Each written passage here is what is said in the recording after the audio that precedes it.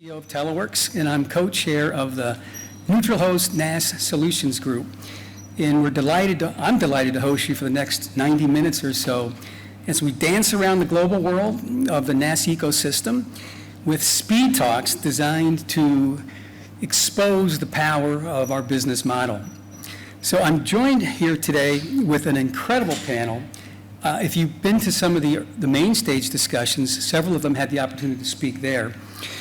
We have from the NaaS community, we have Kunal from CloudExtel. Kunal, if you raise your hand. And then we also have Alessandro Difilippi from IPT in Peru. We have Paul Choiseul from American Tower. And then we also have Jennifer Darcy from Africa Mobile Networks. So we have our NASCOs. We also have those that facilitate the NaaS, the success of the NASCOs. And joining us from the facilitators, key stakeholders, is Egejuru from IFC, which is the finance arm of the World Bank. And then we also have Liesel Kirsten from South Africa and Canpro.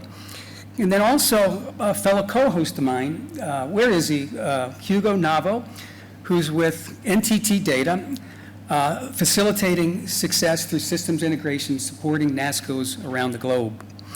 We also are joined by two of our esteemed colleagues from the Connected City Infrastructure Group. We have Michael Guerin from the City of Dublin, and then we have Jose Anada from Cellnex, and they're going to focus their talk on their efforts to drive down the cost of shared infrastructure in large metropolitan areas, in large metropolitan cities. So that's the lineup that we have today that we're excited to share with you. Okay, so why are we here? Well, the first thing we want to establish is the economic basis for the neutral host models. So what you see here is a graphic that gives some formalism to what we've heard in some of the earlier sessions today. On the horizontal axis, what you see is output. And on the vertical axis, we have the average cost per unit. So what you'll see with the neutral host model is the green line, which is the long-range average cost. And what does that mean? It means that it's downward sloping, so it means the more output you have, the lower the cost per unit. So where the carriers want to live, where the operators want to live, is in point number one, which is the minimum efficient scale. If you land there, you've harvested the benefit of economies of scale. If you haven't landed there, you're leaving economies of scale on the table. So that's point number one. If you look at the hypothetical model we have here, in the red box, you'll see what represents 2 or 3 operators vying for subscribers, each with their own individual network. And in that case, they're living high on the long-run average cost curve, where life is not so well. You see that the horizontal line where the average revenue per unit lies, and clearly you want to be below there. So in contrast, we have our neutral host operators.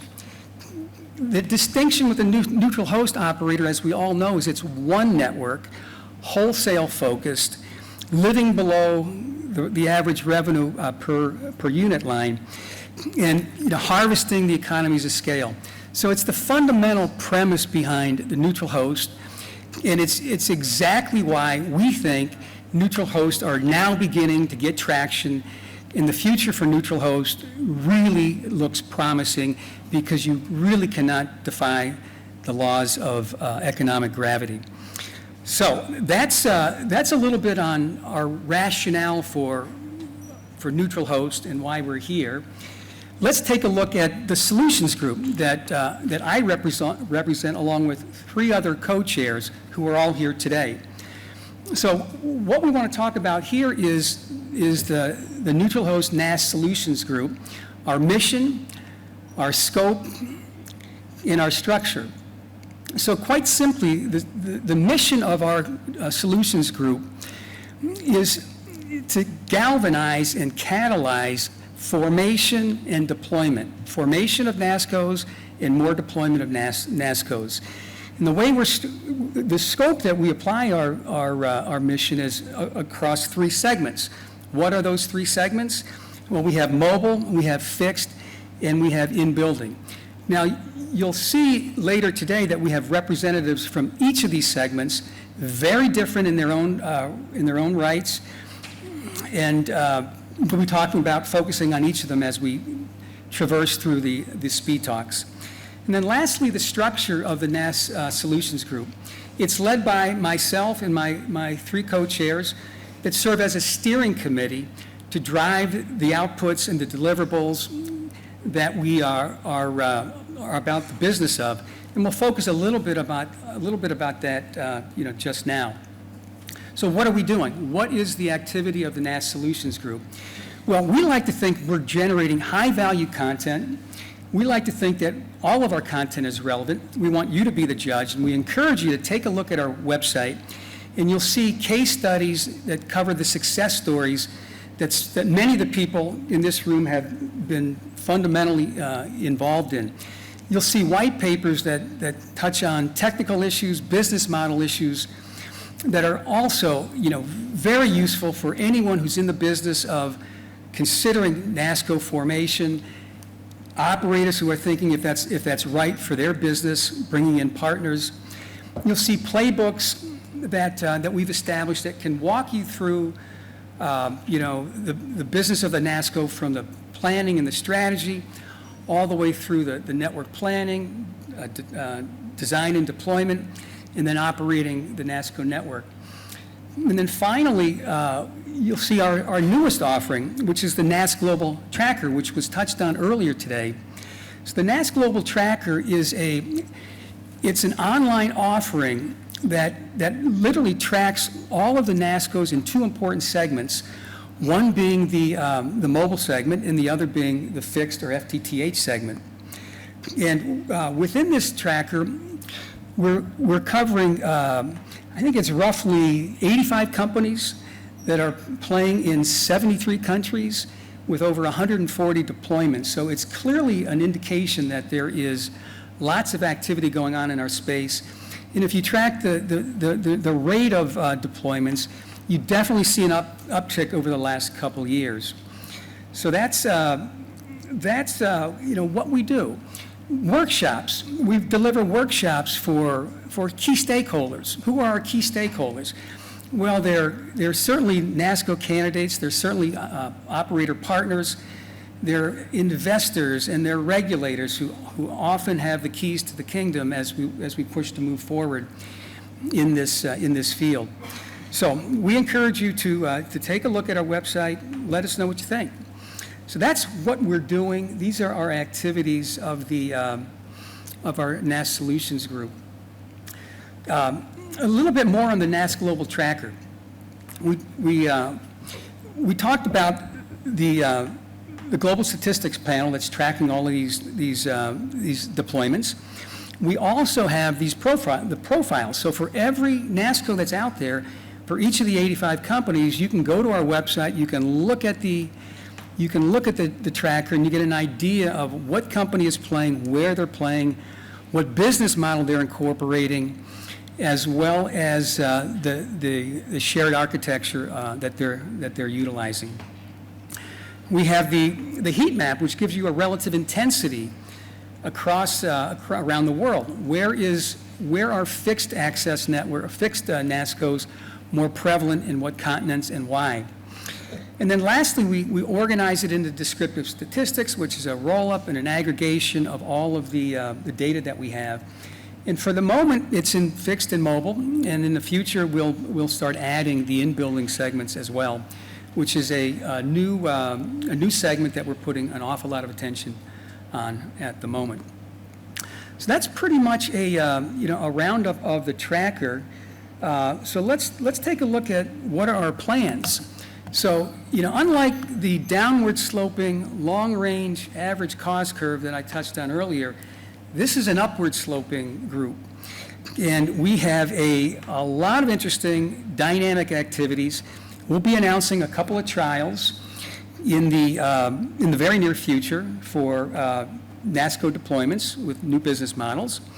We have an interview series planned with thought leaders from the various stakeholder segments, regulators, investors, and we'll also be working on delivering of business models and network design tools to help catalyze the role, to help interested parties from all stakeholder groups come together to advance this cause. So if you think about it, that's what we're here for, to stimulate formation, to stimulate more NASCOs, and to support our stakeholder communities, very much the folks that are in this room today. And then I would say that the last thing that we have planned for this coming year is expand our membership.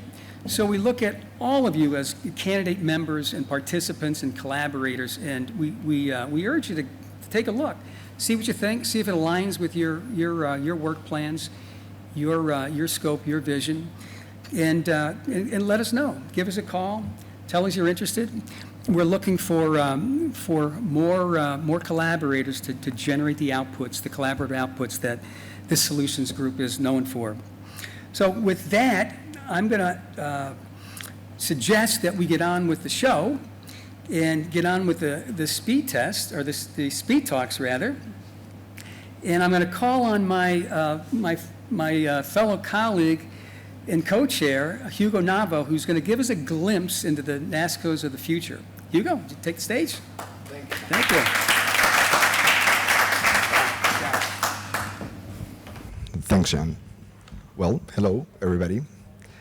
I apologize from now because my friend John asked me to play a little bit like, Doctor Strange and start seeing the future. And basically, I wanted to share some of the information we are from seeing or forecasting from NTT data at the beginning, and then start talking a little bit more on how we can grasp the different opportunities that are arising into the neutral host NASCOs, okay? First thing, we are in the middle right now of the beginning of the fourth industrial revolution, and we know what's going on about that.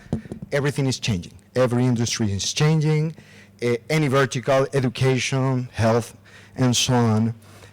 And at the end of the day, we find different technology enablers such as AI, 3D printing, Metaverse, which brought us here these 3 days. And at the end of the day, from the ecosystem we have built, mainly surrounded by CSPs and by neutral hosts, one of the things is we want to think a little bit farther on where we are, where should be going, and especially avoiding, I would say, softly, some mistakes that this industry had in the past, okay? So in order to move forward in this conversation, the first thing I want to ask in this stage is how our neutral host NASCOs ecosystem can fully benefit from today's momentum and evolve towards future business models that will be enabled whether by us or whether by somebody else. So trying to figure out the answer to this question, we have analyzed and we determined that there are 3 big levers that we need to take fully advantage in a very balanced combination in order to give some steps forward and try to grasp some of the new business. So the first one is, I think most of the NASCOs, or the neutral host, the main strength relies on the point of presence. I'm not as young as I look, but some years ago when OTTs arise, Skype and so on, that was at least one disruption into our field that led for, let's say, the industry in general to start trying to become an OTT and avoid some important domain, which was somebody needs to deal with the information, the data that is traveling, and add some pressure in the international traffic connections. So some companies start focusing in, I want to do some digital services, some other companies in the ecosystem say, hey, there is a middle point where we need to take advantage. And then some new companies came into the market. We know, for example, Akamai, CD Networks, even Google jump in, and they grasp the CDN space between the telco domain and the digital service providers. Right now, one of the things we need to avoid from this industry field is to commit the second time the same mistake. And why? Because the point of presence will become relevant and more relevant every day, because in order to, support Metaverse, we will need to be closer to the users. In order to support vertical IoT applications, we will need to be closer to the user. If we want to do AI or machine learning at the border to support low latency answers, we will need to be closer to the user. So this is our main first lever. Most of you will know already this, so you are not discovering anything. But then we start to analyze a little bit further. So we go to the second one, which is what's happening around edge computing. So in the edge computing, what we are seeing is that there are some major players that has very strong centralized capacities that at some point has been evolving in terms of technology, putting together solutions that can actually bring their current centralized big capacities a little bit farther. So we see movements like AWS Outpost, Azure Stack, we see Google Anthos, on one hand, trying to bring their capacities closer. And additionally to that, we see the private cloud players as well designing new arrangements of cloud capacities in order to be able to support that edge, okay? Those edge capacities. So that will be our second lever that we need to be closer in following this. The third one is what gathered here us today, which is network disaggregation, open and network disaggregation. And that one is really important because at the end of the day, whenever we start segmenting the different layers that we can find in the network, at the end of the day, what we will have is, let's call it a business application, P gateway, a virtual loyalty. At the end of the day, they will all become a cloud function. In order to deploy a cloud function, we will need hardware, cloud capacities. So that will be the third lever. And whenever we put all this together, what we're forecasting is that the next step for companies in the neutral host business has to be, for sure, moving towards becoming a multi-access edge compute provider. And that's why, at the end of the day, we can define not only our current market, which is the strongest one, which is the CSPs, but also to start growing into different segments. And this will bring even a further or stronger analysis because, yes, we will be able to provide the compute capacities, whether to run a business model such as infrastructure as a service, such as platform as a service, or such as SaaS for connectivity purposes, on one hand. For the second one is, for sure, we will be able to provide the extension of hyperscalers. And this one is really interesting because at the end of the day, we will need to raise some questions whether shall I become the provider or shall we go together to deploy this business? And those are some of the questions we will need to answer.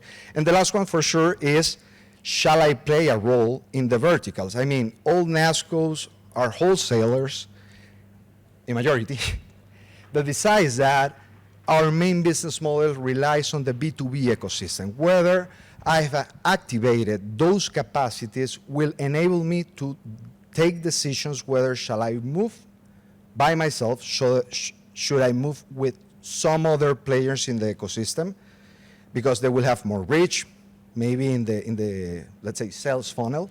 But those are basically the things that we are forecasting right now. So I think in terms of time, I will need to pass the word to my friend Kunal. And in case you have any questions, you want to know how we are supporting this kind of evolution, please visit us at booth number 8. We will be here the rest of the day and tomorrow. So thanks a lot. And Kunal, please.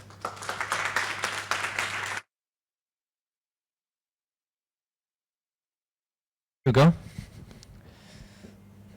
So good afternoon, everyone. Glad to have everybody here at this panel discussion, this breakout session, sorry. So over the next sort of 8-9 minutes, I'll try and quickly go through the case study on our particular deployment in India. This is the deployment that we spoke about even at the main stage panel at Mumbai Central Station. But before we get into that, just quickly take you guys through a video so you get a little bit of a flavor of what it's like to be at Bombay Central.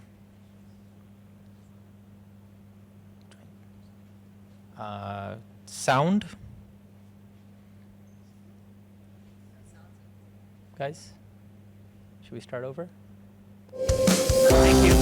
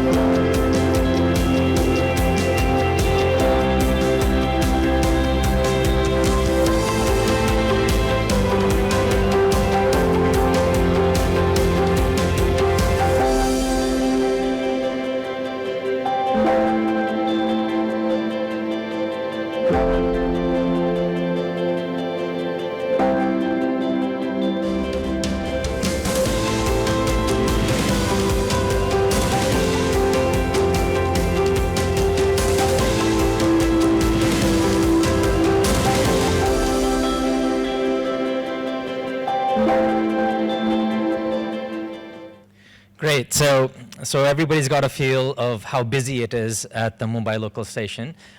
So just to give you a quick overview, what are the challenges that we're basically talking about? So the Mumbai local transit system is by far one of the most complex and densely loaded and intensely utilized local commute systems in the world. We've got about 8 million passengers who travel across the system on a daily basis. We've got 400 route kilometers traveling across more than 120 stations. And in that, you've got about 2,800 train services that operate on a daily basis. During the busy hour itself, which is the morning peak and the evening peak, there are about just between the area which we're covering, which is from Churchgate to Dadar, that's the beginning of the Western Line. Across those 9 stations, you have on average 60 to 65 services that travel during each peak, which basically means you've got one train every minute coming and going. And in each train, you have anywhere between 1,000 to 1,200 passengers. So when we go out to solve this kind of problem, and we look at what is the scenario today, all of these train stations, by and large, as well as the tracks connecting between the train stations, are served by macro sites. And so at Mumbai Central, on average, the main operators, Vodafone, Idea, and Airtel, would have anywhere between 5 to 7 macro sites outside of Mumbai Central Station, surrounding the station and serving not only the platforms and the trains going in and out, but also serving all the surrounding buildings, the surrounding junctions, the roads, and everything else. So the main purpose of those macro sites is not to serve the station, but that's the only way in which they're serving all of these stations today. And if you can imagine that you've got somewhere along the lines of around 65,000 to 70,000 people traversing the station in each of the 2 busy hours, the morning peak and the evening peak, those sites are full almost all the time. So we're already talking about utilization levels which are north of 75 to 80% during that peak period. And this was the challenge that we were basically trying to address. Because the problem is it's not only about serving the static traffic, which is the people at the station, but you also have to take care of the fact that at any given point in time with a train arriving, it takes about 30 seconds for these 1,000 or 1,200 people to arrive into the station. So within that 30-second period, they're all going to be handing over from the surrounding macro sites to the specific infrastructure which we're deploying at the station. Stopping for 30 seconds at the station, mingling with all of the people who are already waiting on the platforms, and then again, handing out again over the next 30 seconds to the surrounding macro sites again. And if you've got 2 trains going in opposite directions, which are, happen to be doing this at the same time, or one fast train and one slow train doing this at the same time, you're going to have to deal with over 2,000 to 2,500 passengers simultaneously. So that is not an easy problem to solve. And that's basically why we undertook this challenge. We said that, look, if you look at where India is going in terms of overall data capacity consumption, today we're already at 19 gigs per user per month on LTE networks. We've got over 800 million mobile broadband subscribers across the country, and mobile is the primary form of data utilization. So if we have to address this problem going forward, then we need to do it at the most difficult place. So if you can do it at Bombay Central Station, we figured we could make this solution work in any type of environment anywhere. So if we look at the architecture, overall, it is your classic shared architecture, but it's really the first time in India that we've had a third-party neutral host be able to tell, and work with the telcos and say, you know what, there's a line in the sand beyond which you don't need to give us anything. We are going to plan, own, build, and maintain, including optimization, the entire active network from your EPC uplink forward. So basically, we take a fiber connection or a fiber port from each of the telcos. They happen to be co-located at the same data center in which we've set up our core router. We interlink at that core router. We basically use IPVPN addressing to separate out their traffic from each other to make sure that there's no intermingling of traffic between the telcos. Neither of the telcos are able to see the other telcos' traffic, customer base, utilization patterns, KPIs, anything else. We're uploading and sharing their individual KPIs with them. Over time, it'll get more and more real time. Right now, it's on a dump basis. In the future, it'll be on a near real time basis. In the future, we'll even be able to extend to them some SON capabilities as well, so that if they want to do some power control directly on their part of the infrastructure, they'll be able to implement that. If they want to do neighbor definitions proactively, they'll be able to do that as well. But everything from that point forward, which is the NMS, the core router, the firewall, our cell-side routers, the BBU, the RRUs, and all of the antenna infrastructure is completely ours. And while today it's not on a classical disaggregated or open RAN environment, that is the direction that we see ourselves potentially going in for other types of deployments in the future. Because today we needed a high-capacity, high-power solution that could serve this kind of traffic, and we had to go with a DRAN solution to make that happen. So if you see the actual location, we have 9 platforms that we're covering. 9 tracks that we're covering. These are 5 physical platforms. We're also covering all the waiting areas, the passenger footover bridges, and we're doing all of this in TD-LTE for 2 operators, one in 2300, one in 2500. One of the operators has 30 megahertz, which is 2 carriers. The other operator has 20 megahertz on 1 carrier. And we're distributing the signal across all of these locations very evenly in order to make sure that that quality of service is actually achieved. And if you look at the user experience, right, the key thing, pre-deployment, the average user experience was anywhere between 2.5 Mbps to a maximum about 7.5 Mbps. And post the deployment of the solution, we were able to achieve a 5x average during peak period user experience improvement and get as high as almost 30 Mbps. And again, on average during peak. This is not peak throughputs. You would have seen in the video that some of the peak throughputs actually hit 40 Mbps, and that too was during the peak, was during busy hour as well. So, and then the impact on payload is also pretty substantial because it's not about the payload which we are picking up, which as of just a week ago, we're now doing about 990 gigs of traffic per day across both the operators, including VoLTE traffic. But it's also about the surrounding sites themselves. If you see the dark blue, the surrounding sites have actually improved by 20% traffic capacity also, because the most difficult traffic that those macro sites are serving has actually now been offloaded to our solution. And so their KPIs have improved with their average throughputs having increased by 25%. And we are generating organic brand new traffic at the station as well. So there's advantages all around. I think we're probably preaching here to the converted, but obviously there's advantages to the railways and Railtel. There's advantages to the telcos because of the traffic that they're picking up that they weren't able to pick up before. And there's clearly traffic to the customers because of the superior quality of service which they're experiencing. And finally, it's my last slide, the opportunity we believe for India is tremendous. For shared RAN networks, we have an opportunity to address 1,000 stations between metro stations and railway stations of grade A. We've got 84 airports. We have 1 billion square feet of commercial real estate across the top 7 cities going to be built over the next 5 years. And all of this, whether it's being served today by 3G, 4G, indoor solutions or outdoor solutions, all needs to be upgraded to 5G. And this is the opportunity that we see. And we look forward to collaborating with the ecosystem, with TIP and everyone else to make this a reality. Thank you. I'm going to hand it over to Paul from American Tower. Thank you so much. Okay, sure, absolutely.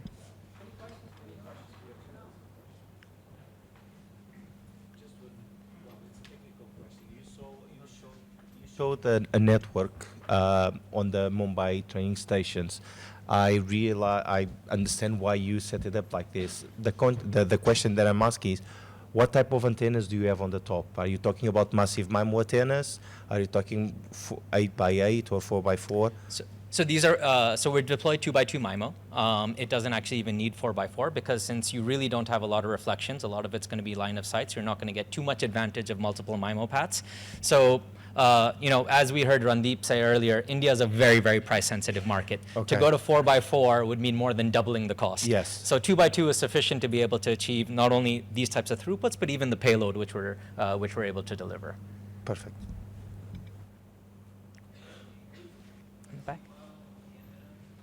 So the pricing model, happy to spend time with you offline as well if you want, but basically it's a sector-based pricing so that we ensure that our incentives are aligned.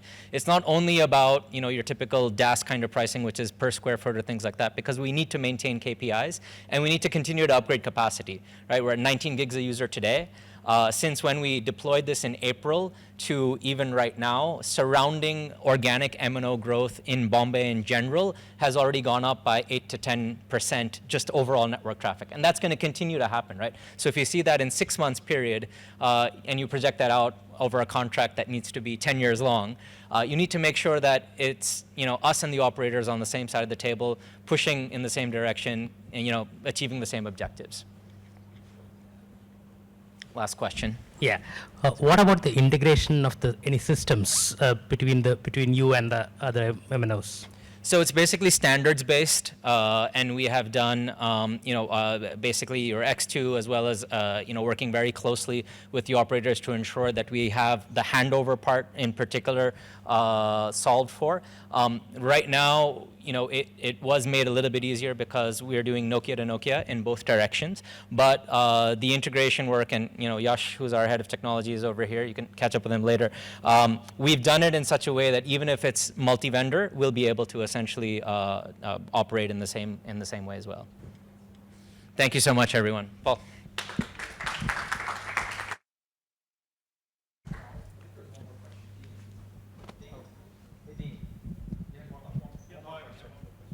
Yeah, for the traffic on that you're providing at the stations, any idea of how much of it is people on the platforms versus people on the trains? And is there an issue that the trains are Faraday cages? Yeah, so definitely the way we track it during the busy hours, we have, you know, the bucketed minute by sort of minute data, right? And you can see what happens when a train arrives. Your entire PRB utilization shoots up, your signaling shoots up, and all of that in terms of how it gets handed over. So we're able to actually look at the peak to off-peak ratio. Off-peak trains are, relatively speaking, empty. So we know how much is being consumed per hour, and therefore we know also how much is being consumed during the busy hour. So that data analysis we have, and, you know, Yash and I can spend some time with you basically talking about that afterwards. But in terms of the second part of the question, which is being Faraday cages, you know, the next phase of this is actually going to be to deploy this network solution along the tracks and actually serve commuters in such a way that as they travel from station to station, they're also getting the same coverage along the tracks, and they basically remain within the network the entire time. So, you do get a significant loss, and we've measured that, but it's not impossible to serve people inside the train as well. Yeah, cool. There's some interesting laser etching technology which could improve the RF performance of the windows, but we'll talk about it afterwards. Love to hear about it. Thank you.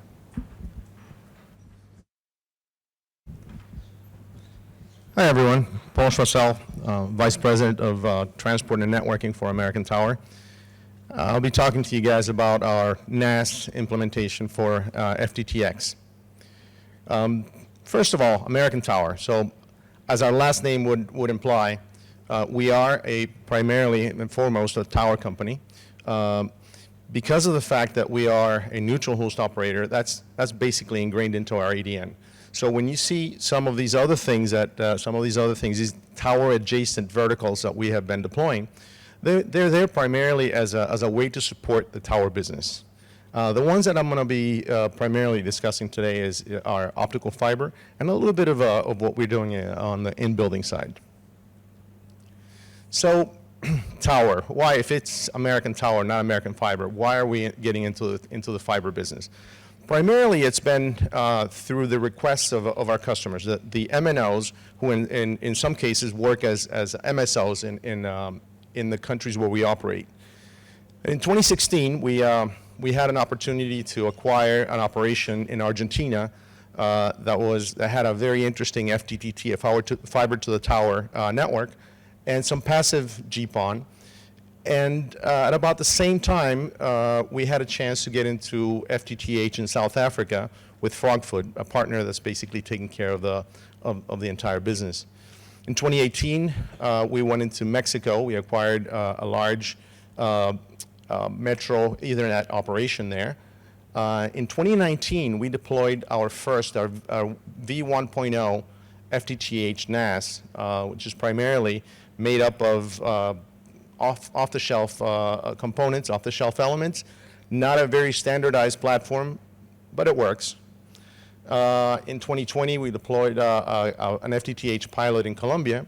And right now, and I'm proud to share with you guys that a couple of weeks ago, we finally turned over our fully SDN-compliant NaaS platform to the operations team in Argentina.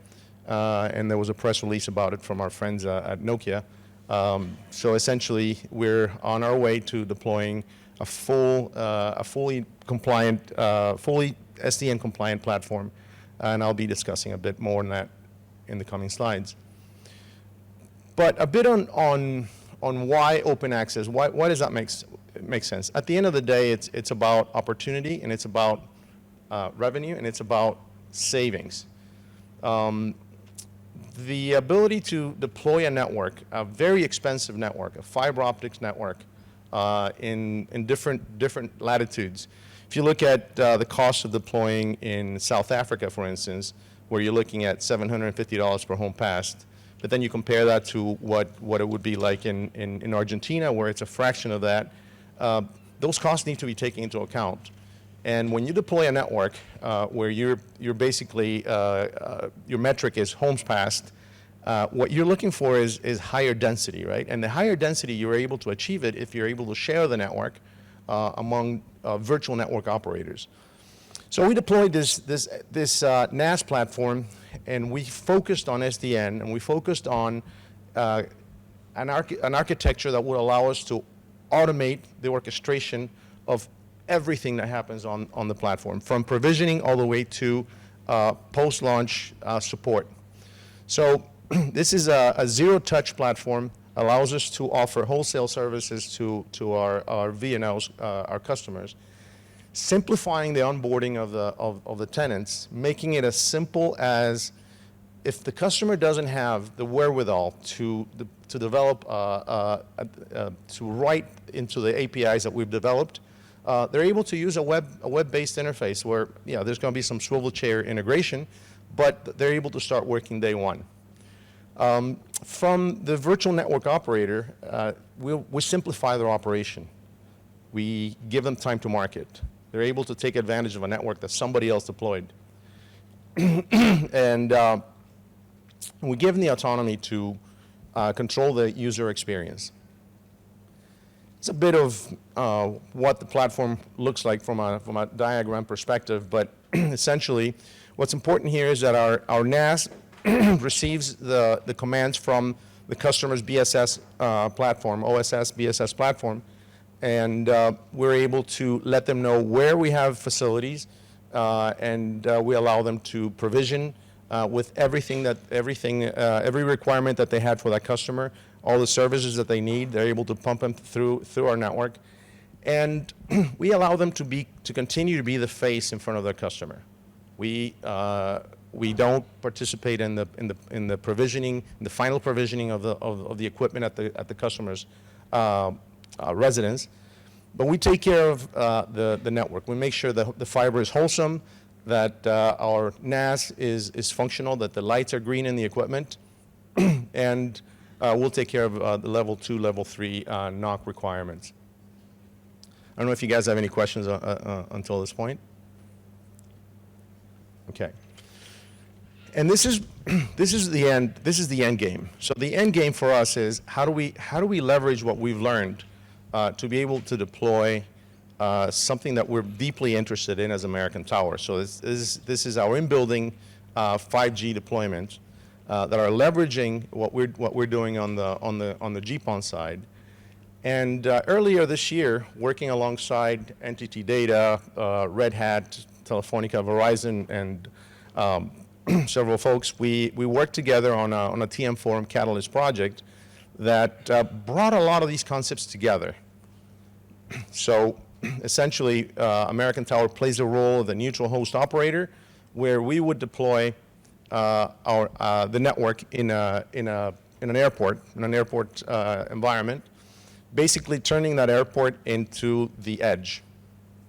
So now we start having the discussions as to where the processing is going to be happening, where is the UPF going to live, where is the core going to live. A lot of fun stuff that are more 5G relevant. But what was great is that we were able to take advantage of some of the work that we had done on the NaaS side, and finally we were able to stitch together provisioning end to end from the fixed side all the way through the end user side on the 5G network. So we had a lot of interesting challenges to tackle, but it's basically our end game. And right now, American Tower is working on the deployment of a network that doesn't look that dissimilar from what you guys seeing on the screen. And that's pretty much what I wanted to share with you guys. At this point, as far as our FTTH NaaS, it's covering about 2.2 million homes passed in Latin America, but we're looking at continuing deploying it in other latitudes, including Africa. Thank you. And Alessandro?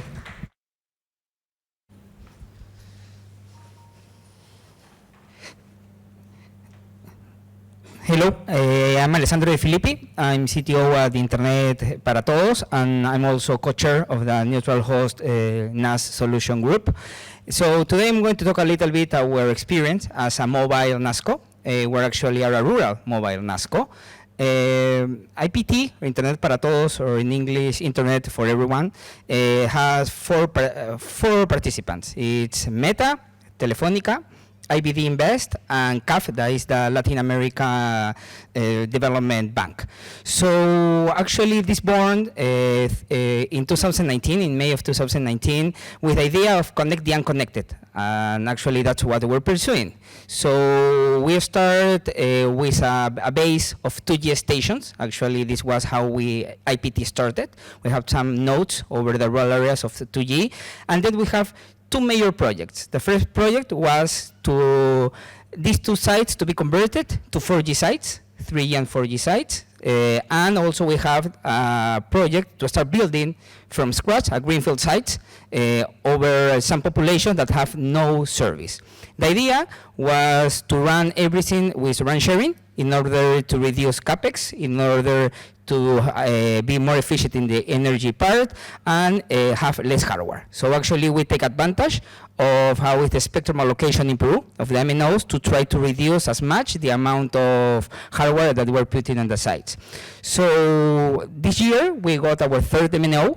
We actually started with Telefonica. He was one of the shareholders, so we started with the first MNO was Telefonica.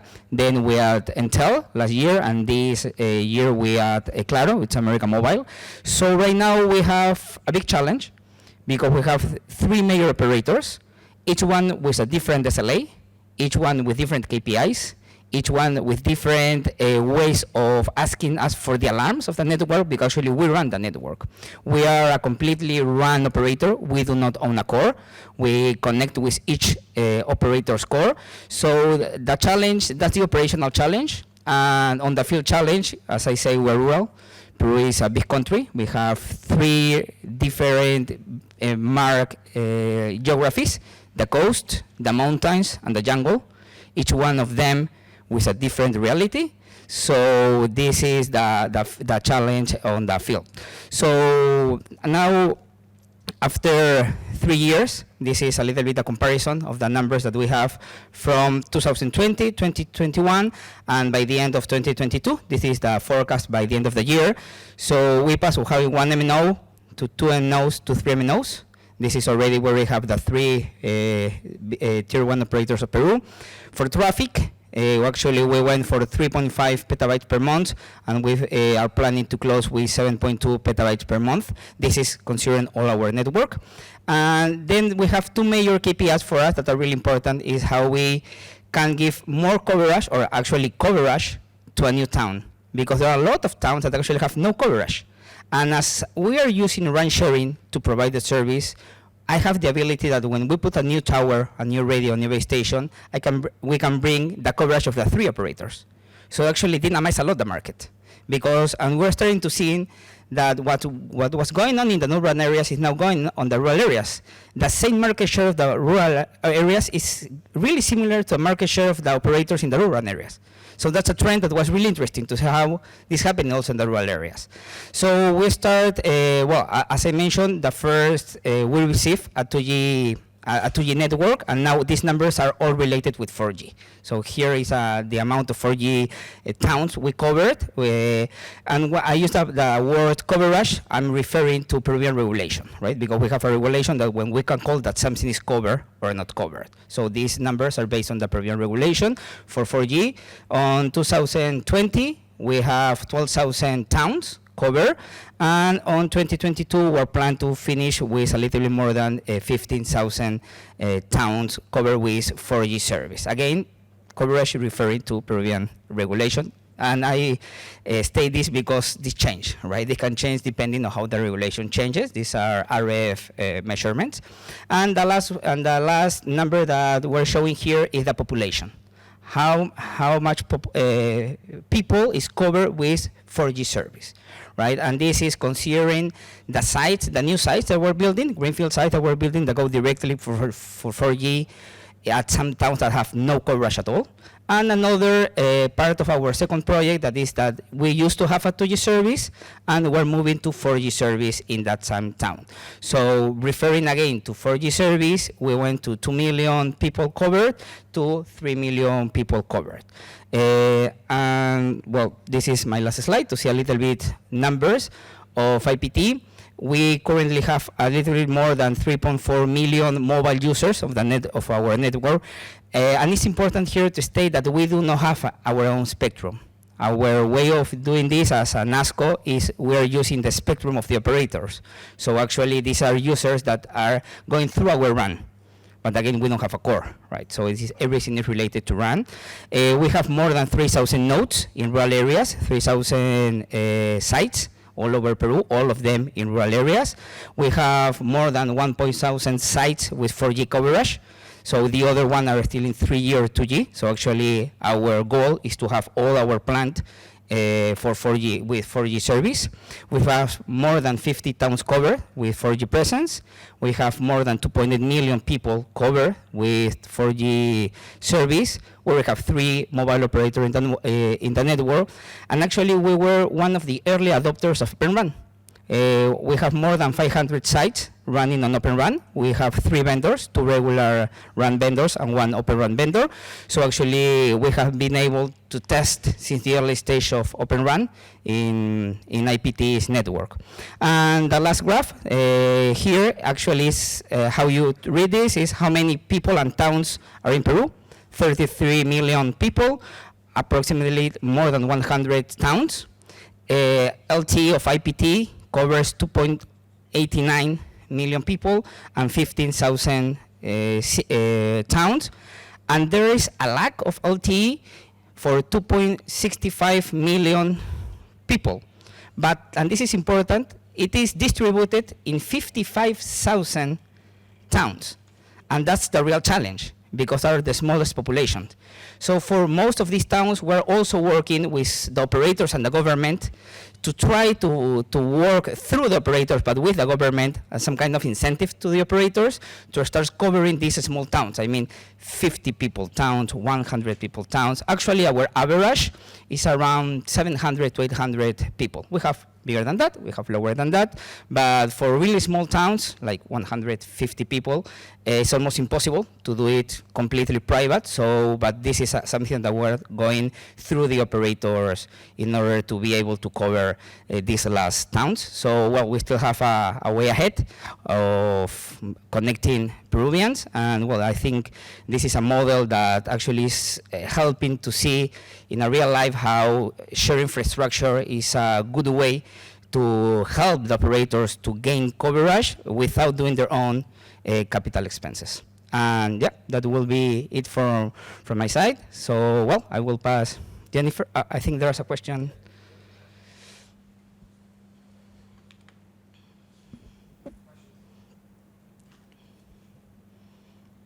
Thank you for the presentation. So my question is about you have deploying this leveraging Moran, right? So Moran. So my question: Moran was adopted in the country before this specific use case, or it was like adopted exceptionally just to cover this rural areas? Because this is a challenge we are facing in many countries in Europe, that when it's or active RAN is already adopted, it's fine, but if it's not, then it will be more challenging, I think. Yeah, actually in Peru, there is no like a fixed regulation about MORAN. That was something that we decided to do as a company, but what helped us was the spectrum allocation.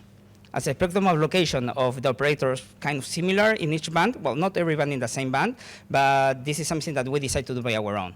So actually the regulator has already, let's say, approved yes. this to be used. Yes, okay. actually there is a specific regulation in Peru that allows a neutral host to use the MNO's spectrum with an agreement. Okay. So actually that's what we're doing.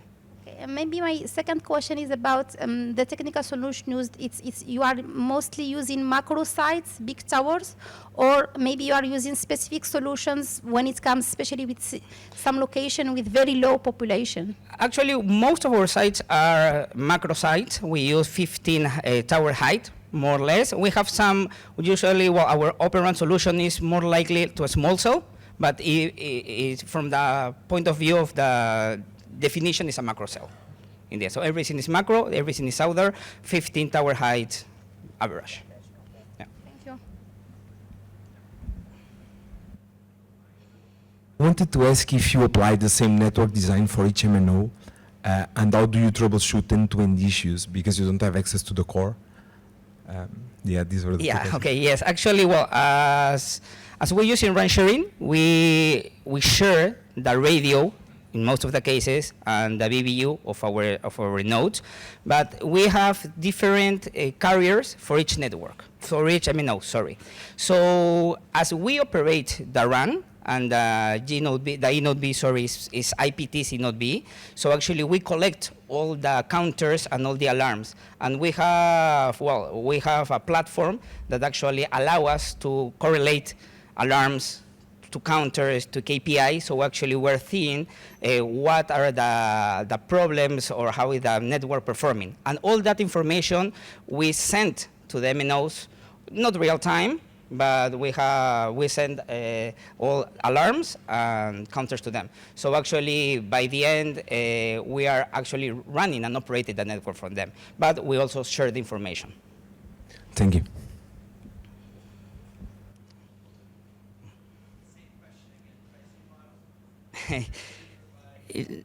No, this is, the pricing model is by traffic. Actually, we have a price for traffic. This is actually public information that is, as is a regulated market, but in the end it's a commercial agreement between IPT and MNO, and that we monetize through traffic. So voice and data, and that's it. Any other question? Okay, thank you, Jennifer.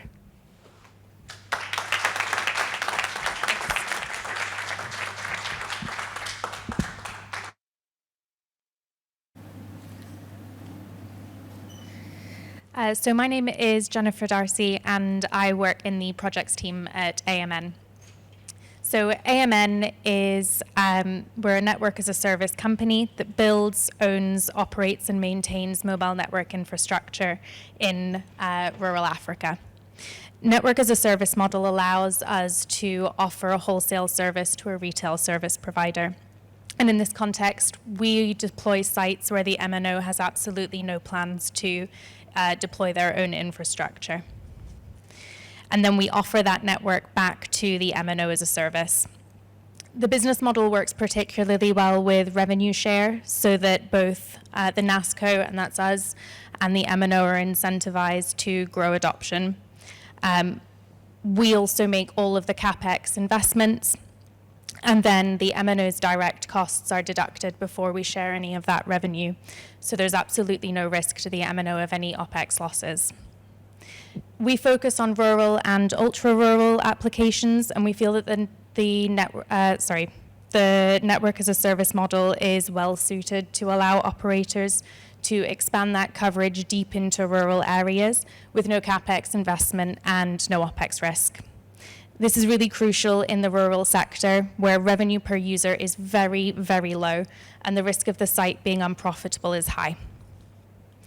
The AMN vision is really simple. We think that there should be no community of any significant size without basic telecommunications services to provide educational, social, and economic benefits to the population.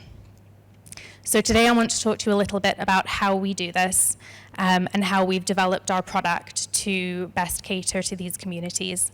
And really I want to show you that the AMN vision is already in progress. So at the time of writing, and this does actually change very quickly, we own and operate just over 3,000 base stations across 12 countries in Africa. We're adding new locations all of the time. We're currently setting up in another couple of countries at the moment, and they should launch early next year. The base stations have been built where there is absolutely no existing coverage, so the impact really is huge. To put this into perspective, AMN towers offer telecommunications services to over 9 million people who previously had no access whatsoever. And actually, I checked this figure again this morning. We're up at 9.7, so we're hoping to cross the 10 million barrier quite soon. Our teams are really fast, and this is part of the model. In any given month, we can build several hundred sites, which is really something to see. The rural environment is really tough. We don't pretend that we found a magic solution that makes rural connectivity any easier. We've just found a solution that we think works to ensure economic sustainability in the short and the long term. Luckily, we like a challenge.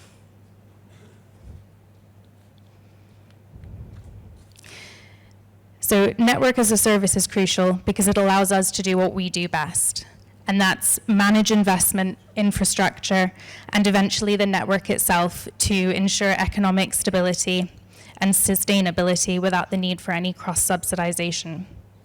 The turnkey service is our biggest selling point for our customers, and it's the reason that we can ensure that economic sustainability in the long term. Technology isn't the problem in rural applications. We know how to build the towers. We've been doing that all over the world for many, many years. We know how to provide 2G, 3G, 4G, and 5G services.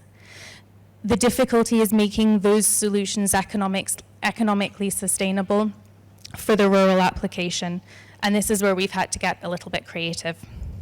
So I'm going to tell you a little known story. I wasn't personally involved at the time, but I think it's a really great representation of who we are at AMN and the creativity that's required to operate in some of these areas. So we're known for our 12-meter monopole tower, and I'm actually just going to go back to the first slide. You can see in the picture there are two towers. The first taller one is our 20-meter solution, which is a relatively new product, and that's an upgrade based on capacity. The little tower next to it is our standard tower. That's our 12-meter solution, so we really are talking about quite a small site. I was at a conference just a couple of weeks ago, And they used one of the pictures of our 12-meter tower in the opening presentation, which we were really pleased about. That was not something that we expected. And we were continued to be happy about this until they described it as a toothpick, which you won't be surprised to hear is not one of the descriptors that we use when we're trying to sell that to an MNO. But actually, it does kind of make the point. We aren't building the same kind of towers, and this is how we make it work in the rural locations. We admit it's different, but actually that's what we like about it. It's by far our most common design, so you heard me just a moment ago, I called it our standard tower. We operate thousands and thousands of these. We started where most people start, with much more conventional towers, 40-meter towers, and we had the increased coverage that you would expect from a tower of that height. Now, we were driving on a site visit very early on down a long road to get to the site location, and we found that the coverage was absolutely excellent. And that doesn't sound like a problem, but that is exactly the problem that we face. For us, you know, providing excellent coverage miles and miles and miles from the site is a problem. So the ARPUs in the communities that we are serving are incredibly low. There isn't much movement in profit margins. And no airtime reseller, no matter how good of a salesman, can sell minutes to a snake. So we had to get a little bit creative and rein all of that back in. So this is the part of the story that isn't well known. But the standard tower design is actually inspired by a solar-powered streetlight. So we saw, as we were, I think it was in Johannesburg, we saw a streetlight with 2 small solar panels providing just enough power to power the light and nothing else.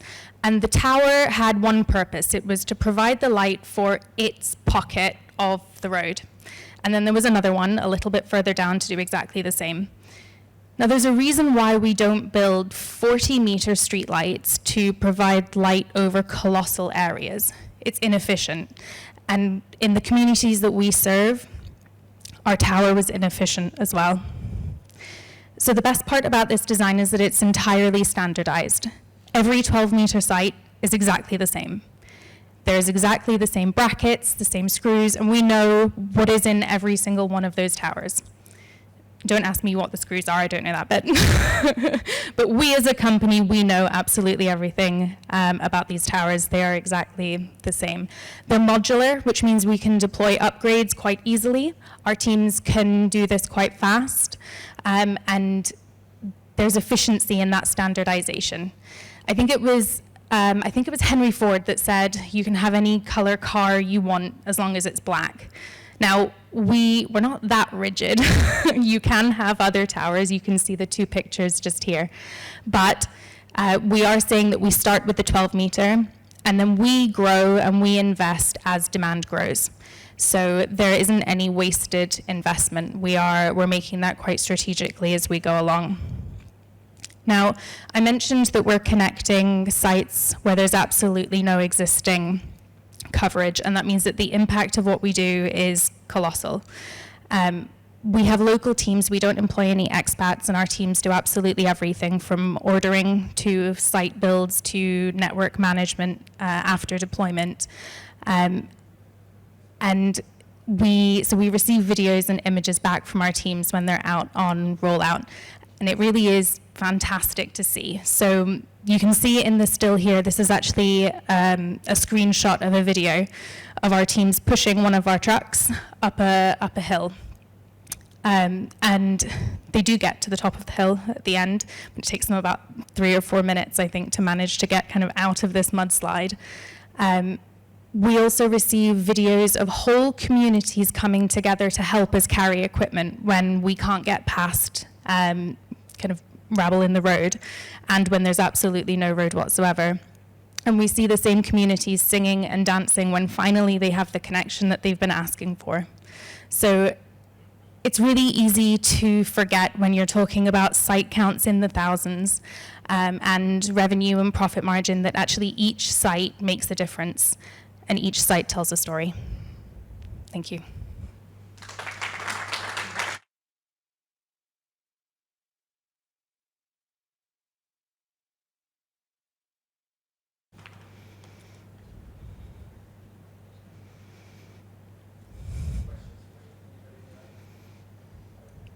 Thank you for the presentation. So my question is about what commercial model are you using? It's CapEx for OpEx? It's So we have something two commercial models. We don't offer CapEx. We have a revenue share model, which is really how we started. That's how we got our foot in the door with the MNOs. And we also offer an OpEx model. So the key difference between the two is that under revenue share, we make all of the decisions about that site to start with. So we pick the locations. Of course, we check with the MNOs that they have no plans to deploy there, but we have a strict set of internal criteria. And at the end of the day, because we're making the investment and then we are taking the risk, we go through our own set of criteria to pick them. We have another model, we have an OpEx model as well, and that is also quite popular with the MNOs, but for different reasons. So many of the regulators will have requirements for rural coverage, and often they will want the MNO to build sites in areas where actually it really doesn't fit in with what we would call an eligible location. And in that instance, we will build a site absolutely anywhere, but we would ask that that's the OpEx model instead. Okay, thank you.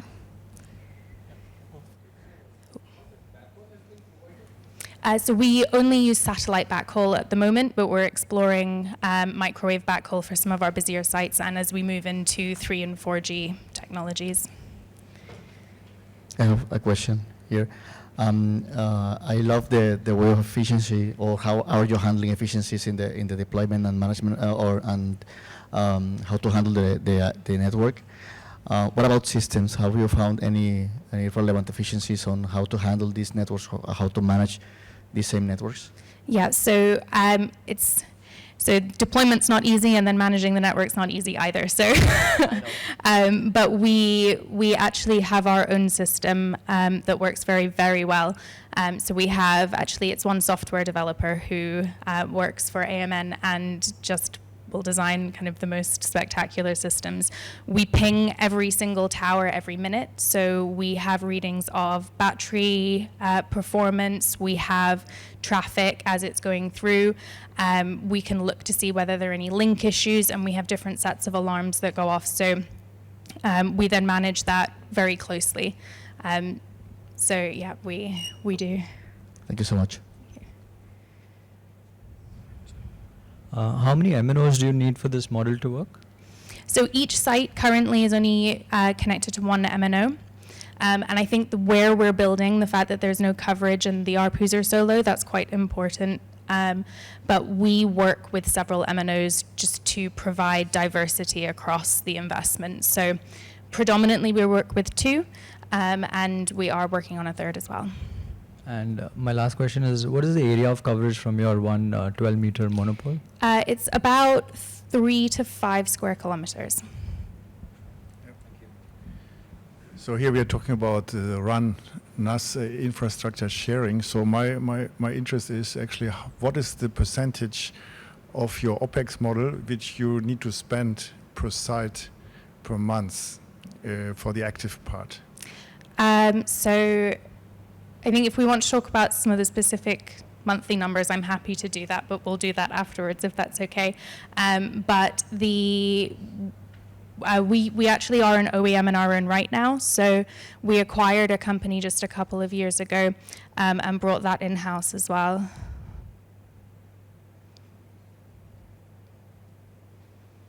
Are there any more questions? Lovely. I'll pass over to you, Chi.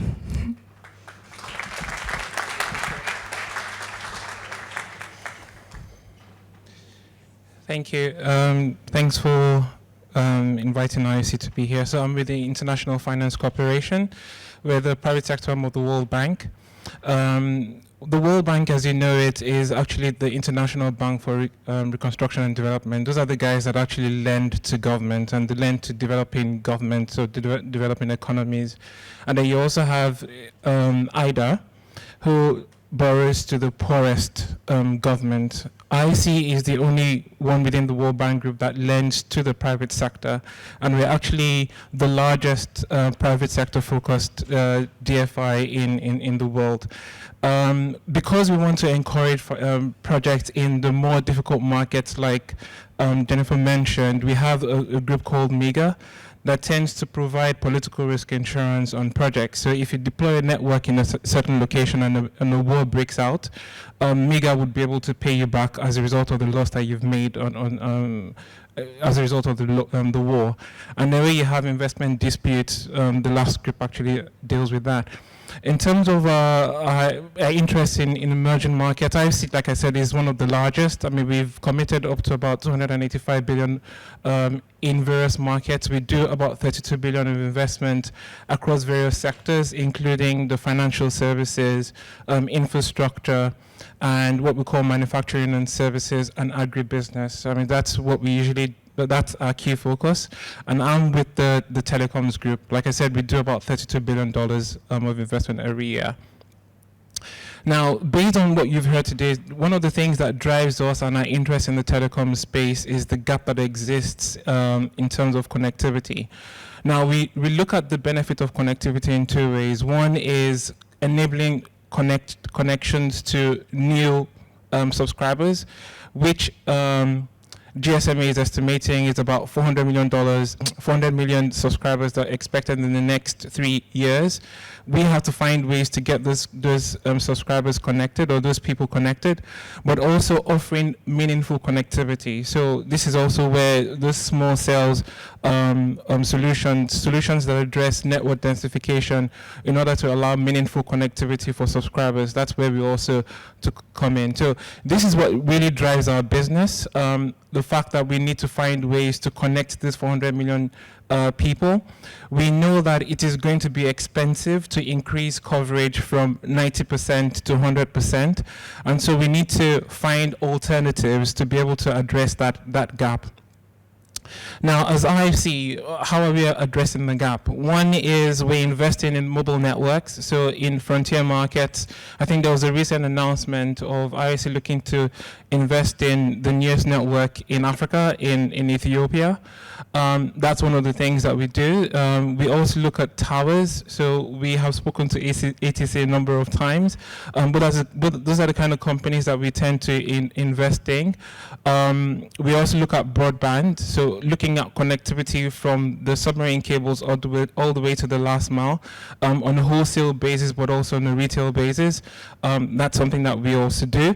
And then lastly, we look at data centers as well. So, I mean, in Africa, for example, there's a huge entry in the last year of all the hyperscalers going into Africa, especially markets like Nigeria and South Africa. And what we tend to do is to support such expansions. But in addition to that, there's emerging technologies that are coming through, and so we have a new area that we call I'm trying to remember what we call it now, Infratech. Infratech covers network edge. It covers issues around system integration and cloud computing, and that's just a summary of some of the stuff that we do there. Now, to address the gap, I think based on what TIP has done, we've seen some of the models across various markets, and these models, some of them work, some of them we've struggled to see make the economic case. So, for example, there's 6 models that have been identified.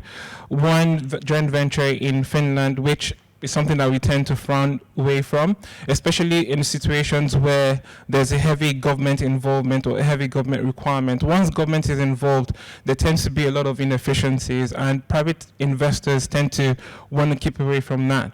What we're looking for is an independent, neutral host that would develop the network, whether it's on the fixed side or on the mobile side, and provide this network to operators who would get access to it on a non-discriminatory basis. So these are the models that we've seen. We like all of them, but the ones that are the most popular are the ones that we like the most. So I think we've talked about ATC involved in an independent fixed NASCO. We've talked about the mobile, from IPT and AMN, but we also have seen fixed open access networks as well as mobile open access networks. Some of them have struggled, by the way. I mean, so if you take the case of, I don't want to mention names, but I have to in this case, in the case of Mexico, where you've actually developed a single mobile open access network. I mean, that company is going to take time for you to be able to adopt new customers, etc. So it's best that is neutral. It's an extension of the existing network of the operators to encourage them to use capacity from the operators. Now, how do we do this? How do we intervene? So there are various ways that we invest. And again, like I said in the panel session, it depends really on where you are in your stage of growth. Now, if you're a startup, you shouldn't be looking for debt, but we provide debt, right? So, I mean, as a startup, you want to focus on building the network. You want to focus on proving the concept and adopting more customers, not worrying about where the next dollar to service the debt is going to come from. But in any case, we look at debt for more mature companies. The other thing that we do is equity. So we come in as equity investors, providing equity at a certain point of the growth stage of the business. So you should have achieved either Series B or Series C financing. And when you're looking to grow larger, we could come in with a significant equity investment. The other thing I want to mention here is the blended finance. Now, most of the markets that AMN or IPT will be targeting are markets that you would likely have $1 ARPUs and potentially 10% penetration. Now, the economics will not work if you want to finance such projects commercially. So what we've done is to work with IDA, one of the organizations I mentioned earlier, to combine commercial funding with concessional funding. What that does is it reduces the cost of capital for such deployment as much as possible for you to be able to deliver the network and accept ARPUs of $1 and below, right? So that's one of the things I do. It's very, very important. The other thing I want to mention is upstream. So we have a new initiative. We identify that there are certain companies like IPT, for example, that have started small. They have the concept, they have the technology, but that it's taking time for them to build the case. It's really early stage investment. So before an equity investment comes in, we as IFC are open to coming in with an upstream investment with seed financing for up to $8 million, work with the company to grow the concept, to begin to identify contracts, after which major financing will come through. In terms of what we look out for, I think I've described this in the panel session as well. This slide is focused on trust economics and the regulatory aspect of the sector. Investment profile. We need it to be sustainable, so we don't want you to depend on grants because there's no grants available. We want you to be able to build a business that can service the debt or can provide returns to investors by itself. And the one way that can happen is by enabling scale. So we talked about AMN, we talked about IPT. I mean, being able to grow to 3,000 sites is when you actually are achieving the benefit of scale, and having multiple operators on those sites actually also allows us for economies of scale. The second aspect is infrastructure sharing. So there has to be those policies in place that ensure or that allow the operators to provide infrastructure sharing infrastructure sharing services, right? So the policy needs to be in place. This is where the regulator comes in, and there needs to be active agreement amongst the operators as well as the independent service providers for infrastructure sharing. Like I said, the regulatory environment is very key. In Africa, we haven't gotten to the point of sharing spectrum, but it's something that we as the World Bank are trying to encourage regulators to do. The MNO. So the MNO tends to want to transfer the risk of deployment to the independent operators or the third-party operators. But the encouragement here is, I mean, think about how difficult it is to deploy in these rural areas. Think about the cost of maintaining this network. You can't really rely on the revenue share model, which I know AMN is doing, but we're also advocating to operators to think about this model differently. I mean, think about other models or other ways of, costing rural connectivity, because at the moment it doesn't necessarily work. And then I think the most important part of this slide is the NASCO readiness. So you have to have an experienced set of managers within the company, those that have experience within the telecom space and know exactly what they're doing in terms of network deployment. Because if you have a company that is promising to deliver X number of sites and is struggling to deliver the sites that it's promised, it begins to impact the operators' confidence in this model. So this is very, very key. I'm going to stop here because I know that I'm running out of time. I'm here to answer questions in relation to investment and what we're looking at. It's a space that we're very keen on. It's a space that we want to do, be more active in to enable connectivity for the next billion. Thank you. Questions? Hope no questions, but any questions? I think I did a good job then. Thanks.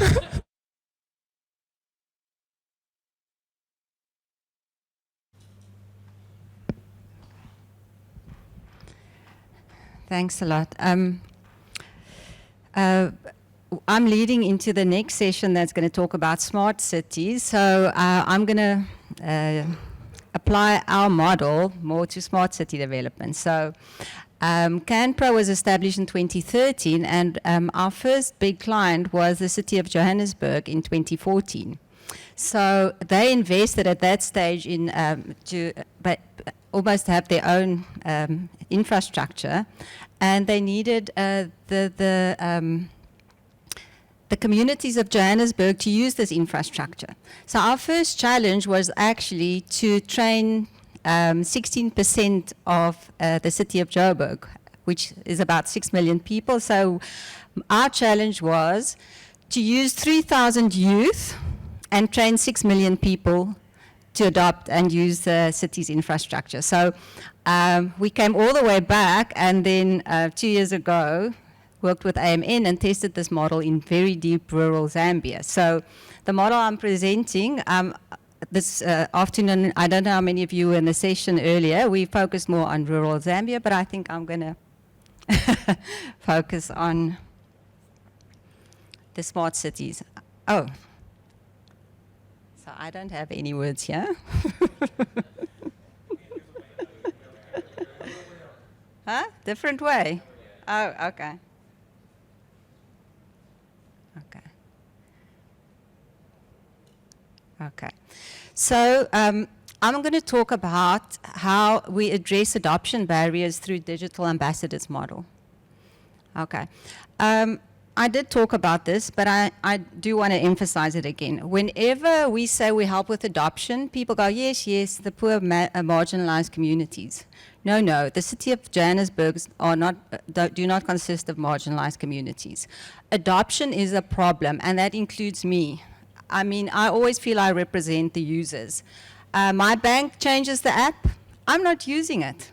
I mean, this is the reality of the users, and what we know, and this is the basis of our model, is if you do not take users to, well, between 16 and 20% acceptance, that's the point of mass acceptance, you're not going to get that virality of usage.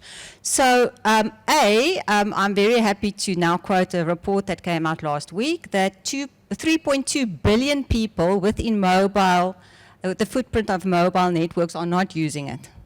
That is a huge amount. That's 8 times the number of people without networks. So it is not just rural areas. It is a massive problem. And what I don't understand is how people get return on investment if 40% of users are not using these systems. So what we try and do is to make the networks more efficient so that we help companies, organizations to get up to between 16 and 20% adoption, and then the communities kick in and they ensure that virality takes over. So what I did mention before is we all know what the barriers are of adoption. It's actually so boring already. Training and the smartphones and affordability and local content. But why are we still struggling if we all know what the answers are? And what we believe is that all these elements are provided by different organizations. different companies. And it's the things that fall between the cracks that become the headache for the user.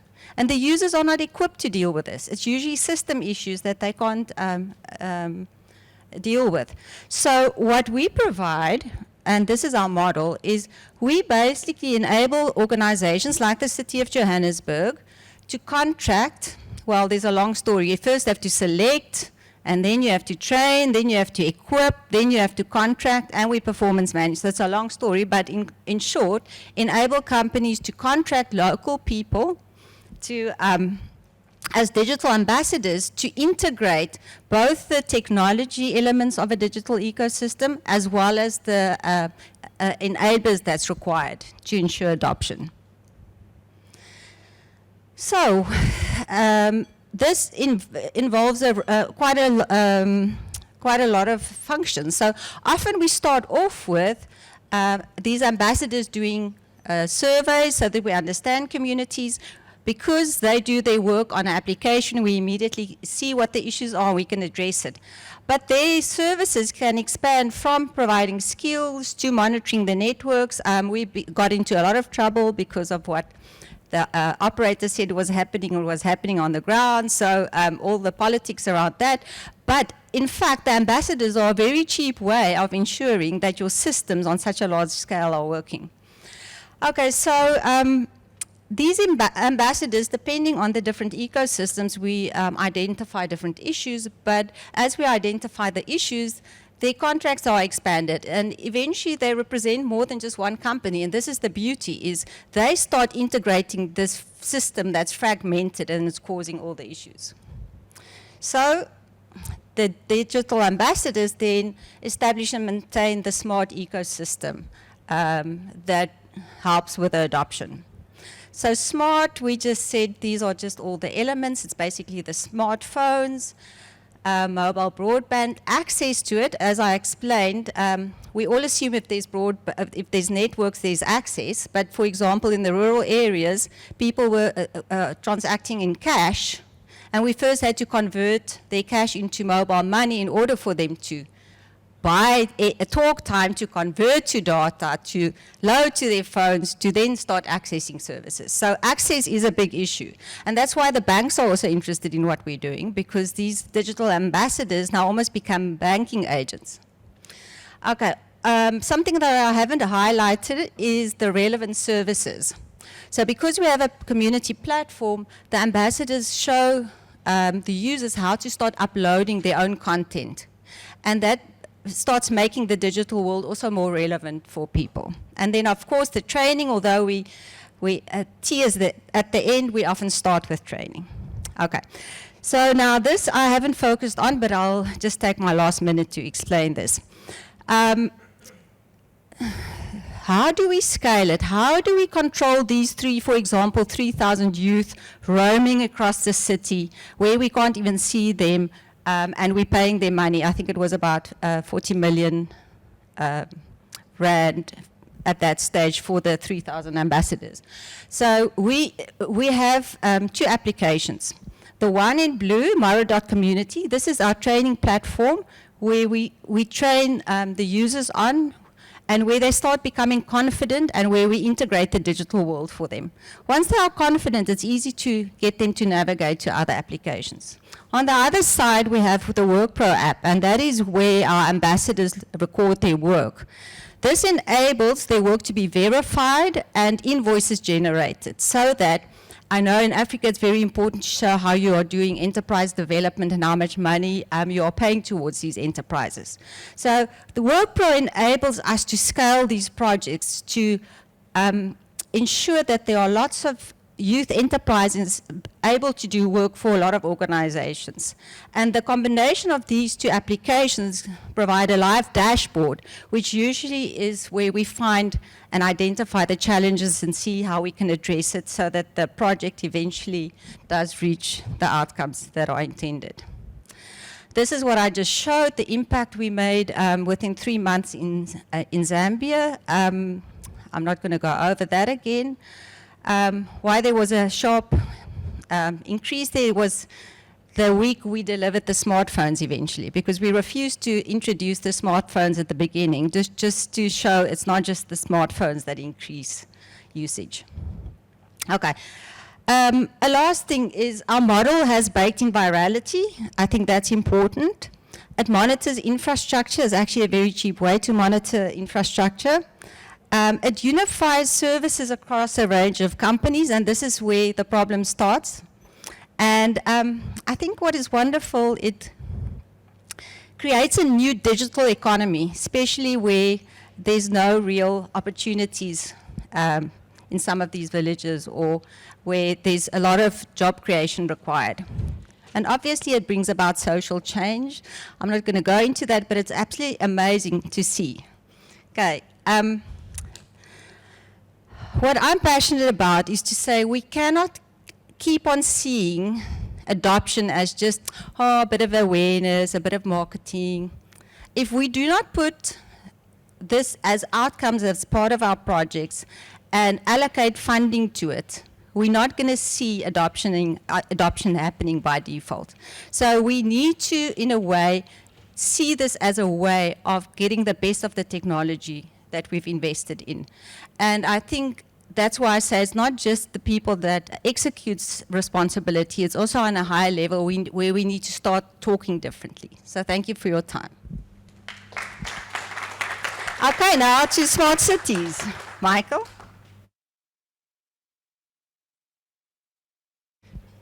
For the Zambian case, are you actually training the digital ambassadors from the local village, or are you bringing people in?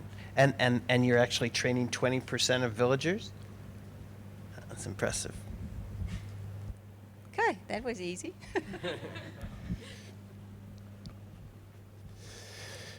Okay. We're nearly there, folks. I know you all want to get a beer, so we are very nearly there, I promise. So my name is Michael Guerin. I am the chair of the Connected City Infrastructure Solution Group with TIP. It's just myself and Jose left to speak, so we'll keep it short and sweet.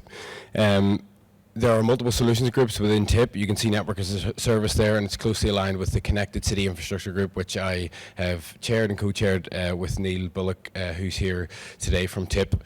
The main reason we set up this project, I suppose two things. We talk about smart cities. Smart cities tend to mean real-time connected and data-driven cities, and to do any of that you need connectivity within the cities.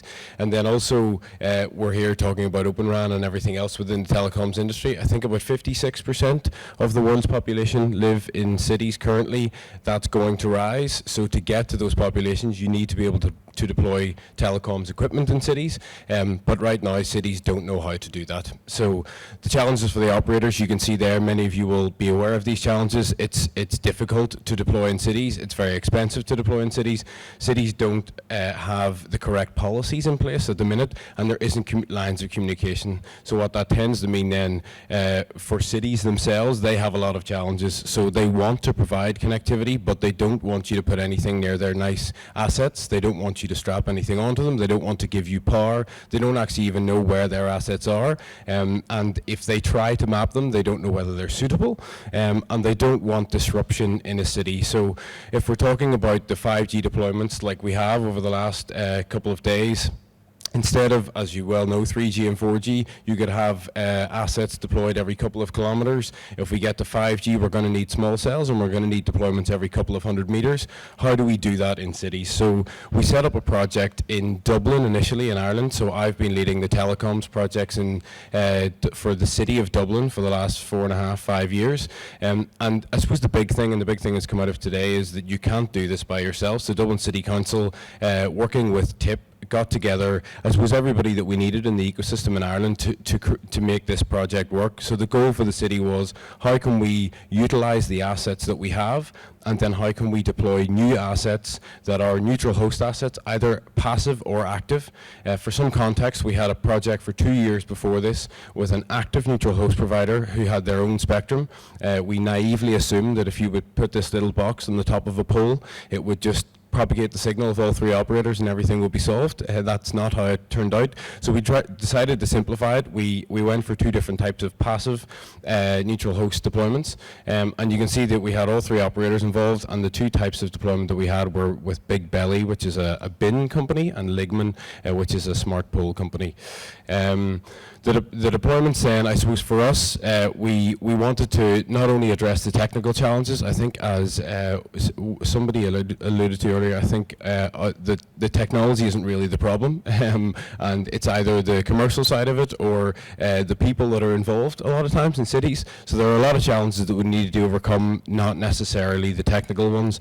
We also wanted to understand how we could share assets, and then the big thing here was if we can, so in Dublin we've learned a lot from Glasgow and Bristol over the last number of years. So can we take the learnings from Glasgow and Bristol, deploy them with our deployment in Dublin, and then can we share those learnings with other cities? So that's exactly what we've done. I'll show you some photos of the installations now in a minute. The big thing is that we've created a suite of tools for other cities to use. So the deployments look like this. It just looks like a bin unit, as you can see. So the right-hand side, so on the photo you can see on the left there, on the right-hand side, it's a bin. It's a solar-powered bin that compresses the rubbish. And on the left-hand side is the cabinet that hosts all the radio equipment with the antenna on the top.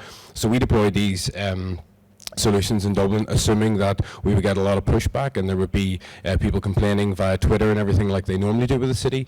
Nobody noticed them, including the chief executive, who on the way to the launch walked past it and then didn't even realize he'd walked past it. So we were able to deploy these in the city without anybody really noticing. This only hosts one provider at the minute. It has a possibility to host two MNOs, but the goal is to get multiple deployments like this that can host two mobile network operators. I'm not going to talk too much about it. Jose is here from Cellnex, who was the infrastructure provider that actually deployed it on our behalf, so I'll let him touch a little bit further on it. But on the right-hand side there, you can then see our Ligman deployment, which we made as well, which is a smart pole. It's got a podium at the bottom that has all of the equipment within it. As I mentioned, the big thing for us was if we learn how to do this in Dublin, from a tip perspective and from a telecoms industry perspective, how can we enable other cities to come on the journey with us? So probably the most important of the 5 tools that we have here is the playbook for cities. So it's a very strong document which basically guides a city that if you don't know how to even engage with the telecoms industry, how to engage with them, how to set up the unit, how to basically everything you need to do to get to a point where you're ready to deal with the telecoms industry.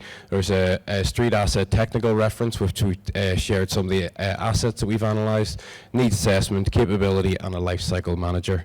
And Jose's going to come up now, and then I'm actually just going to come up at the very end with 2 last slides to tell you where it all went after Dublin.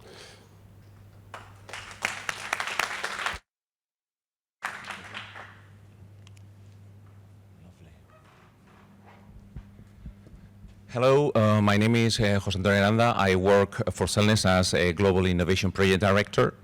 And talking to some of you asked me, what is Cellnex? And for those who are not familiar with Cellnex Telecom, we are the leading infrastructure wireless provider in Europe. We have presence in already 13 countries, from Portugal, Spain, Italy, France, the UK, towards the Eastern Europe, Poland, Sweden, and many more to come.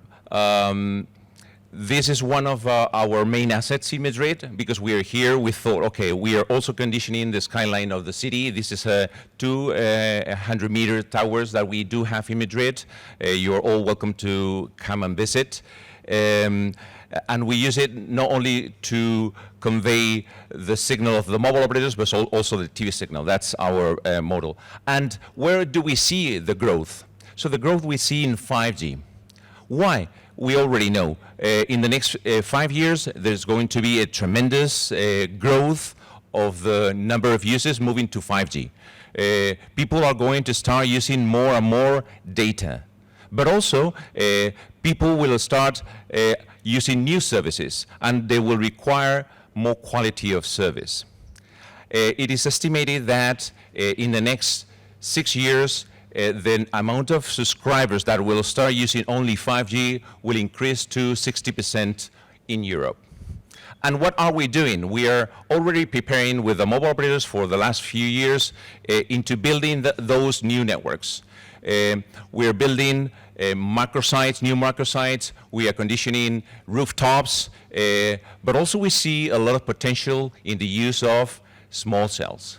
It's true, and the pandemic told us that the traffic is now, patterns are now changing, and now the traffic is consumed at home. So in building is one of the small cell use case more verbal, and the second one is enterprise. But still, we see that for outdoor small cells, there is a potential growth of around 12%. And if we need to split between what do you foresee one versus the other, we see that 30% of the small cells will be deployed outdoor, while around 70% it will be the other way, on either the industry or indoor. And that's where we see a company like us, an infrastructure provider, a tower company, coming into place. We see that the neutral host functionality will bring a lot of benefits to the industry. First one, investment.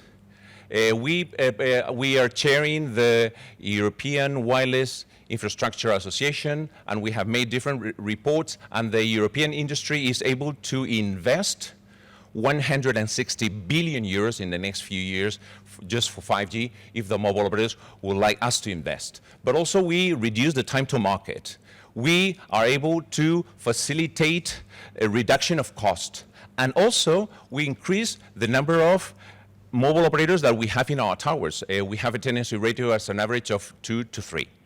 So that's the background. Concerning the project, TIP call us and say, listen, would you like to participate in this implementation? We thought, yeah, it was a great idea. So we started involving our team in Ireland, and we started analyzing why are we to be here and what the role from Cellnex will be. So we studied the market, and we saw that there's a potential growth in small cells from 10,000 to 20,000 in the entire island. So we saw, okay, we want to be there. And specifically in big cities like Dublin, probably we will have 50% of those small cells implemented. So we need to rationalize. We need to work with the city. We need to work with the different stakeholders to make sure we first understand why they need the small cells. First, coverage gaps. Second, increased data demand, and therefore I need to put more small cells, or potentially some quality of service in certain areas. But the most important thing is, what are the pain points from the mobile operators? The pain points is they are struggling to find a good location. Rooftops are more and more difficult to find. Also, the permits, all the bureaucracy behind getting the permits, the delays. Because sometimes I was working in Latin America, sometimes the government just don't answer. And it sometimes takes 6 months, sometimes 3 months. All of that burden, including everything that has to be with the installation of the fiber, installation of the electricity, all of that is something that the neutral host could help with. And that's how we started working there. We say, okay, we're going to facilitate the work for all the industry, and we counted the amount of stakeholders just to build those small cells, and we reached 20 different stakeholders. Stakeholders, first, the mobile operators. Do you want small cells here? Why? You started analyzing, then you made the study. Then you need to sit down with the suppliers of the antennas, big bellies, and design the antennas. Then you go and request everything. You request the permit. But you go to the city council and you don't have one single interface. We had up to nearly 10 different interfaces with the administration. Then it comes, fine, I get the permits, I get everything done, then I need to start the construction phase. And then you have a lot of troubles, the construction phase goes, and you have the implementation. You have to outsource some of the works, and finally you have the antenna, and that's perfect. But all of that process, it gives you the idea that you need to talk to many people, that is a huge work that the mobile operators could avoid if they rely on neutral host to deploy like this. But once you have the antenna there, you should have solved what we have said, the business model. Because at the moment, some mobile operators are just willing the neutral host just to build the mast, and that's it. They want to handle the fiber, they want to handle the electricity, they want to handle the antenna, and this is something that we're trying to expose the benefits of relying on a third party to manage some of these things. As it was presented, it's true that these solutions were mono-tenant, but they could be also multi-tenant. And in that sense, probably if it's multi-tenant, is where the host, neutral host, come into place with a stronger justification. Also, we see that in some spaces we're implementing also solutions like the distributed antenna systems in cities as well. That also is also beneficial if you're going to cover a huge area. And that's the results. The result is when we saw the result, we realized, yes, this is what we wanted. Why? Because we wanted to have a blueprint to be able to share with industry about that antenna, that it doesn't look like an antenna. So we wanted to be the first one to do it in Dublin, integrated with the beams, some in Fleet Street, some in Westmoreland. And the good thing is that we counted on the support from the mobile operators. Vodafone and Three wanted that tele-belly solution. And also, we implemented the other solution, the ligament solution, with Vodafone in another site, with the intention and the commitment from the mobile operators to have more of these in the city. So we consider that this was a huge success.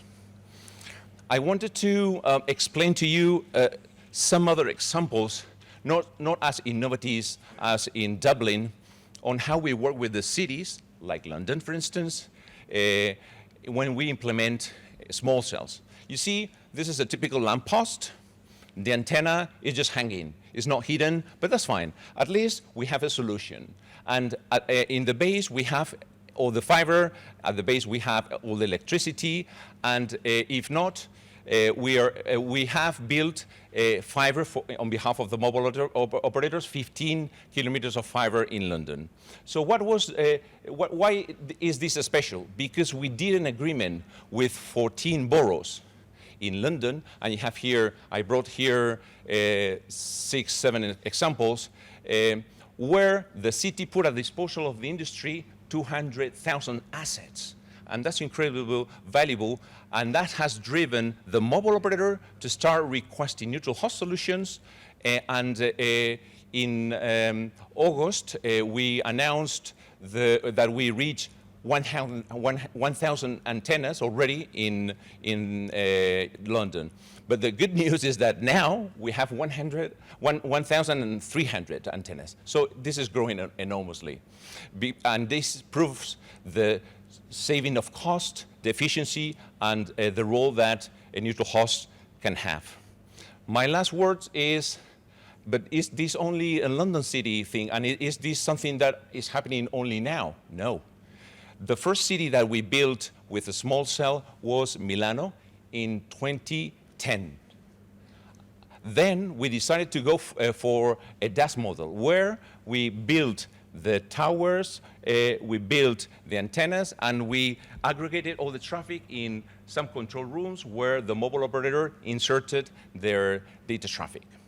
To finish my presentation, I will explain that we're also working in other cities. We're working in Switzerland, we're working in France. For instance, in France, we have closed a deal, it is in press now, with Paris La Défense, to start implementing millimeter wave in a neutral host model. So from our perspective, a small cell world has a future, and a very healthy future.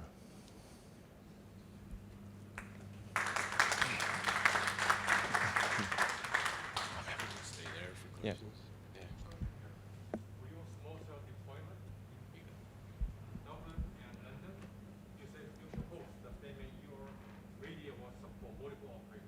Yes, yes. So,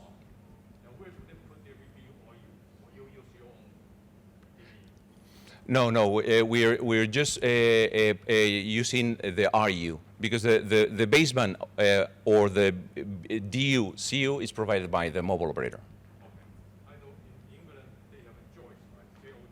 Yes. No, we have been the first entity who has gone through the JOT process with 4 mobile operators in the UK, and we have been certified JOTS compliant. So all of these small cells that we have implemented in London are JOTS compliant.